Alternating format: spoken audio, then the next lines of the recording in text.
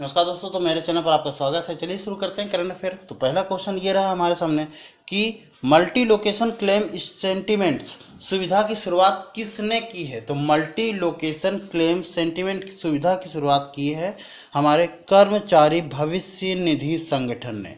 कर्मचारी भविष्य निधि संगठन, ये हिंदी में लिखा हुआ है, पर अगर इंग्लिश में लिख करके आ जाता है और उसका शॉर्ट फॉर्म लिख के आता है ईपीएफओ। क्या शॉर्ट फॉर्म होता है? EPFO, sorry for this, EPFO. तो इसका फुल फॉर्म भी आपको पता होना चाहिए। क्या होता है? Employees provident fund organisation. क्या होता है? Employees provident fund organisation. तो अभी एम्प्लॉयज प्रोविडेंट फंड ऑर्गेनाइजेशन ने ही मल्टी लोकेशन क्लेम सेंटिमेंट की शुरुआत की है। क्लियर? नेक्स्ट क्वेश्चन पर देखेंगे। तो क्वेश्चन नंबर 2 पर आ गए हम लोग। क्वेश्चन नंबर 2 है हमारा कि सीबीआईसी अध्यक्ष अजीत कुमार ने किस एप्लीकेशन होता है, एप्लीकेशन की शुरुआत की है या लॉन्च किया है। तो उन्होंने अभी ई ऑफिस, कौन सी एप्लीकेशन लॉन्च की है? ई ऑफिस एप्लीकेशन लॉन्च की है। अब ये सीबीआईसी आपके सामने आ गया, तो सीबीआईसी का फुल फॉर्म क्या होता है? Central board of indirect taxes and customs. क्या होता है? Central board of indirect tax and custom. और इसके अध्यक्ष कौन है? ये तो हमने लिख ही दिया है, अजीत कुमार इसके अध्यक्ष हैं। क्लियर? तो इन्होंने कौन सी एप्लीकेशन जारी की है? E office. अब इसमें होगा क्या? तो देखो, जो फाइलें होती हैं, जो पहुंचाई जाती हैं एक ऑफिस से दूसरी ऑफिस में, तो उन ऑफिस की फाइलों को अब ई फाइल्स में बना दिया जाएगा। ई फाइल्स मतलब इंटरनेट की ई बुक की तरह। ठीक है? तो उसका एक पीडीएफ बना दिया जाएगा या आपका डॉक फॉर्म में बना दिया जाएगा, किसी भी फॉर्मेट में बना करके उसको भेज दी जाएगी। यानी कुल मिलाकर के जो मैन्युअली पहुंचाना होता था फाइलों को, उस प्रोसेस को बंद कर दिया जाएगा। कोविड-19 की वजह से ये किया जा रहा है कि एक फाइल दूसरी फाइल की दूसरे दफ्तर की तरफ जाएगी अगर, तो कहीं ना कहीं संक्रमण फैलने का खतरा रहेगा। तो उसको कम करने के लिए या उसको बिल्कुल पूरी तरीके से हटाने के लिए इस तरीके की पहल की शुरुआत की गई है। अच्छा, ये किसके अंतर्गत आता है? ये आता है राष्ट्रीय सूचना विज्ञान केंद्र के अंतर्गत। किसके अंतर्गत आता है? राष्ट्रीय सूचना विज्ञान केंद्र के अंतर्गत ये आते हैं। अब इनके महानिदेशक के नाम भी अगर पता हो तो अच्छी बात है। नीता वर्मा। क्या नाम है इनका? नीता वर्मा। तो राष्ट्रीय सूचना विज्ञान केंद्र के जो महानिदेशक यानी कि एनआईसी हैं जो, वो कौन है? नीता वर्मा है। इस क्वेश्चन से हमें इतनी जानकारी मिल जाती है। ऑलराइट, तो क्वेश्चन नंबर 3 पर आ गए हम लोग। क्वेश्चन नंबर 3 क्या है कि international day of family remittance कब मनाया जाता है। तो international day of family remittance ये हर साल 16 जून को मनाया जाता है। कब मनाया जाता है? ये 16 जून को मनाया जाता है। अच्छा, ये क्या है इंटरनेशनल डे ऑफ फैमिली? अब रेमिटेंस क्या है, ये रेमिटेंस में बता देता हूँ। रेमिटेंस क्या होता है? एक टाइप की मुद्रा ही होती है, अर्जित की गई मुद्रा। अब मैं इसको क्लियरली बताता हूँ ये है क्या। जो व्यक्ति भारत से निकल के जाते हैं किसी ऐसे जगह पर, विदेश में जाते हैं जहां पर भारत की मुद्रा से वहां की मुद्रा ज्यादा होती है, तो ऐसी जगह पर वो जाते हैं और वो कमाते हैं, और कमाने के बाद वो अपना पैसा कहाँ भेजते हैं? भारत में भेजते हैं। सऊदी अरब में कई लोग जाते हैं, अमेरिका में जाते हैं, इंग्लैंड में जाते हैं, फ्रांस, मतलब ऐसी ऐसी जगह जहां पर थोड़ा भारत की मुद्रा से उनकी ज्यादा। तो ऐसी जगह पर जा करके जब वो पैसा भेजते हैं तो उस प्रोसेस को ही बोलते हैं क्या? रेमिटेंस। क्या बोलते हैं उस प्रोसेस को?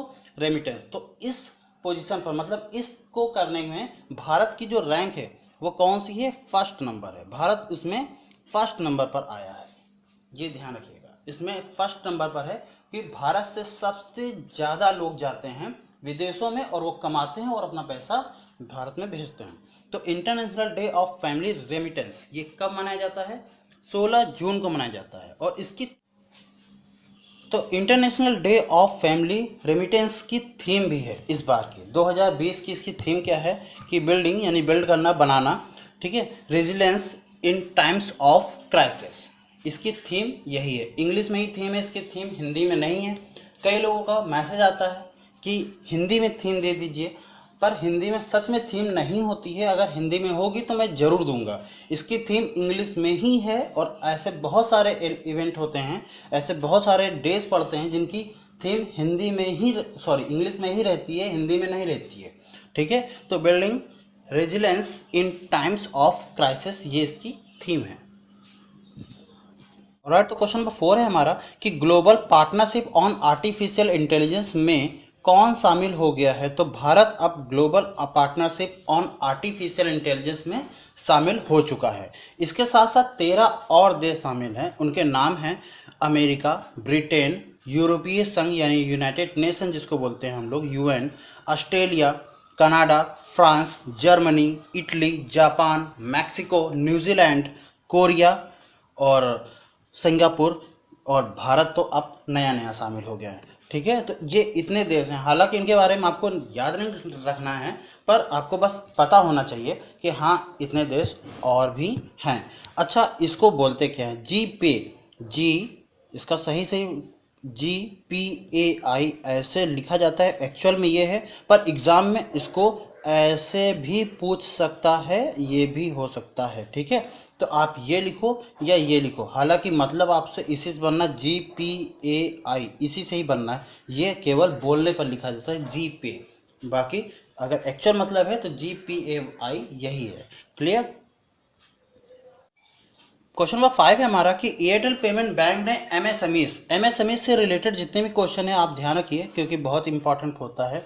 और एमएसएमई का फुल फॉर्म भी आप याद रखिए, क्योंकि पूछा भी जा सकता है। माइक्रो स्मॉल मीडियम इंटरप्राइजेस, ठीक है, हिंदी में बोलते हैं सूक्ष्म लघु और मध्यम उद्योग। इसके लिए कौन सी सेवा शुरू की है? तो अभी एयरटेल ने सुरक्षा सैलरी अकाउंट सेवा शुरू की है। कौन सेवा शुरू की है? सुरक्षा सैलरी अकाउंट सेवा शुरू की है। ये कैशलेस भुगतान प्रोवाइड कराएगा, वित्तीय सुरक्षा प्रोवाइड कराएगा, और इसमें 5 लाख से अगर आप नकदी निकासी मतलब लेते हैं या 5 लाख रुपए आप निकालते हैं तो आपसे कोई भी टैक्स नहीं लिया जाएगा। 20 लाख रुपए तक डालेंगे तो भी टैक्स नहीं लिया जाएगा। अगर आपकी कहीं दुर्घटना हो जाती है तो उसको बीमा कवर भी दिया जाएगा। ये बहुत सारी फैसिलिटीज इसके अंतर्गत रख दी गई हैं। अब चलिए एयरटेल पेमेंट बैंक के बारे में बात कर लेते हैं। तो उसका हेडक्वार्टर कहाँ पर है? न्यू दिल्ली में इसका हेडक्वार्टर है। और इसके MD एंड CEO कौन है? अनुव्रत विश्वास। कौन है? अनुव्रत विश्वास इनके MD एंड CEO हैं। ऐसे ही आप रखते हैं, जैसे एग्जांपल में मैं ऐसे बता देता हूँ। मास्टर कार्ड, अब दिमाग में मास्टर कार्ड आ गया। कौन है ब्रांड एम्बेसडर? कौन है मास्टर कार्ड के? अगर हम देखें तो ब्रांड एम्बेसडर किसको नियुक्त किया? MS धोनी। ठीक है, अभी हाल ही में बताया था। अगर इसका हेडक्वार्टर की बात करें तो दिमाग में क्या आ रहा है? मेरे दिमाग में न्यूयॉर्क आ रहा है, वो भी यूएसए। तो यूएसए न्यूयॉर्क में इसका हेडक्वार्टर है। ऐसे अगर मैं CEO की बात करूं तो अजय पाल सिंह बागा करके इनके CEO हैं, शायद नहीं, कंफर्म हो गया अब तो, अजय पाल सिंह बागा यही इनके CEO हैं। तो ऐसे आप भी याद रखेंगे तो बहुत बेहतरीन होगा। चीजों को लिख लीजिए एक बार, वन टाइम इन्वेस्टमेंट है, बस एक बार आपको याद करना है, आपको सालों तक वो फायदा देते रहेंगे। ठीक है, कोई भी एग्जाम होगा आपको बार बार याद करने की जरूरत नहीं, जब एग्जाम होगा तब रटेंगे तो नहीं काम बनेगा, सॉरी नहीं बनेगा। ऑलराइट, तो क्वेश्चन नंबर 6 है हमारा कि ICICI बैंक ने सैलरी खाता होना चाहिए, सॉरी फॉर दिस, खाता ग्राहकों के लिए कौन सी सेवा शुरू की है? तो अभी इंस्टा फिक्सी कैश सेवा शुरू की है ICICI बैंक ने। अब इसमें होगा क्या? देखिए, जो मासिक किस्त जमा करते हैं लोग, EMI जिसको जो बोलते हैं, उसको रोकने के लिए, यानी कि वो आप आसानी से दे सकें उसके लिए सेवा शुरू की है। आपका चेक बाउंस ना हो सके, आपको उसकी डिटेल्स मिल सके, इसके लिए ये सेवा शुरू की गई है। और इसका लाभ आपको डायरेक्टली नहीं मिलेगा, इसके लिए आपको इंटरनेट की आवश्यकता पड़ेगी। यानी कि ये कैसा है? इंटरनेट बैंकिंग प्लेटफॉर्म देता है। ठीक है, यानी उसी पर ही आपको ये सुविधा मिल सकती है। और इसमें क्या होगा कि आपको ऋण की सुविधा की मंजूरी तुरंत मिल जाएगी। तो कुछ इस तरीके से इन्होंने कुछ प्रोग्राम बनाया हुआ है जिससे आपको काफ़ी ज़्यादा मतलब फैसिलिटीज़ को ये कह सकते हो ईजिली बना दिया है। जो आपका टफ था पहले वो ईजिली बना दिया है, इसलिए यहाँ पर ये इंस्टा फ्लेक्सी कार्यक्रम यानी कि ये कह दो सुविधा शुरू की है। चलो अच्छा, इसके बारे में अगर बाद में बात करेंगे, अब हम लोग ICICI के बारे में बात कर लेते हैं कि ICICI ये क्या है, इसके बारे में हर एक चीज़ बताते हैं। सबसे पहले ICICI बैंक के प्रबंधक यानी कि CEO, इनके नाम याद रखो, संदीप बख्शी। ठीक है, और अगर ये बात करें तो ये पार्ट टाइम यानी कि गैर कार्यकारी संस्था है ICICI। और इनके अध्यक्ष कौन है? ठीक है, इनके अध्यक्ष कौन है? तो गिरीश चंद्र चतुर्वेदी इनके अध्यक्ष हैं। कौन है? गिरीश चंद्र चतुर्वेदी। अगर मैं बात करूं इसकी स्थापना कब हुई थी, तो 1994 में इसकी स्थापना हुई थी। और इसका हेडक्वार्टर कहाँ पर है? महाराष्ट्र के मुंबई में है। इतनी जानकारी मैंने आपको दे दी। मैंने आपको CEO बता दिया, अध्यक्ष बता दिया, स्थापना बता दी और उसका मुख्यालय भी बता दिया। क्लियर? तो इतनी जानकारी आप ICICI बैंक के बारे में रखिए। अगर आप बैंकिंग सेक्टर्स में हैं, यानी कि कुल मिला के बैंकिंग की तैयारी कर रहे हैं, तो आपके लिए काफ़ी ज़्यादा इंपॉर्टेंस होता है।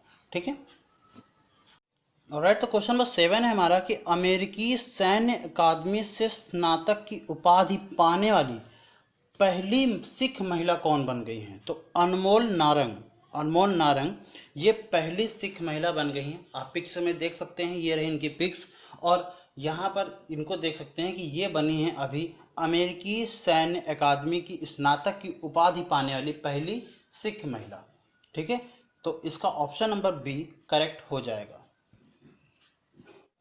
ऑलराइट, तो क्वेश्चन नंबर 8 पर आगे हम लोगों को आज का ये लास्ट क्वेश्चन भी है कि लोकप्रिय लोक गायक हीरा सिंह राणा का निधन हो गया, वो किस राज्य संबंधित है? इसी टाइप का क्वेश्चन पूछा जाता है कि वो किस राज्य संबंधित है, तो वो उत्तराखंड से संबंधित है। किससे हैं? उत्तराखंड से वो संबंधित हैं। अच्छा, उत्तराखंड के बारे में एक और जानकारी थी कि अभी गैरसैंण जो थी राजधानी, जो ग्रीष्मकालीन राजधानी थी, वो नियुक्त करी गई थी किसकी? उत्तराखंड की। तो ये भी आपको याद रखना है। अब हीरा सिंह राणा, तो ये रहे हीरा सिंह राणा, ये इनकी इमेज है, इनको आप देख लीजिए, ये ऐसे हैं, और इनका जो राज्य है वो उत्तराखंड से ये बिलोंग करते थे, और ये लोकप्रिय लोक गायक थे। क्या थे? लोक गायक थे, ये भी आपको याद रखना है। अच्छा, अब उत्तराखंड की बात आ जाती है, तो चलिए उत्तराखंड के बारे में बताते हैं। तो उत्तराखंड के सीएम कौन है? त्रिवेंद्र सिंह रावत उत्तराखंड के सीएम है। अगर मैं गवर्नर की बात करूं तो बेबी रानी मौर्य उत्तराखंड की गवर्नर है। क्लियर?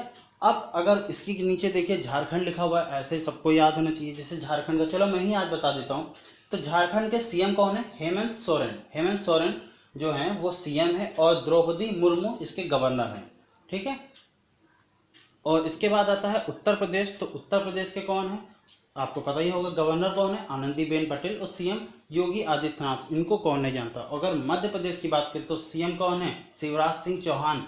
गवर्नर कौन है? लालजी टंडन। और मध्य प्रदेश ने तो भैया बहुत सारी योजनाएं भी चालू करी हैं। कौन सी? चरण पादुका योजना, जीवन शक्ति योजना, जीवन अमृत योजना, इतनी सारी योजनाएं हैं। 2-3 योजनाएं अगर आपको और पता है तो आप जरूर उसमें लिख लीजिएगा कमेंट बॉक्स में।